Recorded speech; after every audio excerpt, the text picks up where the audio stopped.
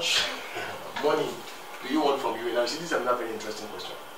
You see, whatever amount you are asking for, you must be able to justify from the things that you have said and the things that you are going to say. For instance, if you ask for the whole 10 million, all right, you ask for the whole 10 million, but your, okay, well, maybe when we move on, you understand what I'm trying to say. So how much money do you want from the room? You shouldn't just say the amount that you want. You should say the amount that your business needs at the level that you're applying. Do you understand? So for instance, if you want the whole 10 million, there's nothing wrong with it. You can want the whole 10 million, but at least scale up your business to the level that it can absorb 10 million. For instance, you can't tell me what to do a poultry of 1,000 layers. You cannot say you want to do a poultry of 1,000 layers. And then say you need 10 million. It's ridiculous. The capital is too much for the kind of business that you want to do. Do you understand? 1,000 layers. Maximum maybe you need like 2.5 at least.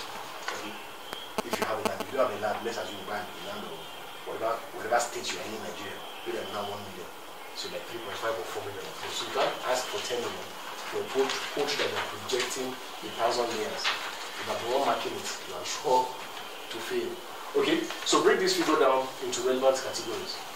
Now you are expected to put a maximum of 40% of the total amount you are asking for into capital equipment, things like machinery, land, and building. What that means is that if you're asking for 10 million, you shouldn't allot more than or allocate more than 40%, which is 4 million, for capital equipment. As a matter of fact, let me give you another example. Somebody applied for tomato production. He told me that he was going to bring in greenhouse from China. Okay, now he's bringing the greenhouse from China. The cost of the greenhouse is I think 8 million.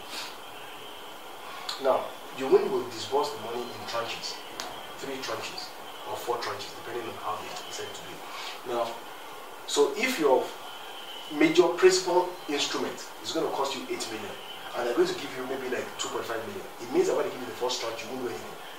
I mean, it's ridiculous. Do you understand? So what that means is that your capital equipment, whatever it is that you're buying, should be less than 40%. Okay. Now, your operating expense should cover wages and all that. Of course, it's important that you have enough money to pay your staff for 1 year. Okay, when you're starting this kind of business, because you're not even going to break even in 1 year anyway. So your wages, your raw materials, your stock. So you put the bulk of the money here. And then other pre-startup costs, accreditation, NAFDAC registration, CAC registration, whatever it is, you put that here. So usually this looks something like 3.5, 6, 500,000. Usually, depending on the nature of business that we're looking at. Okay, let's go on.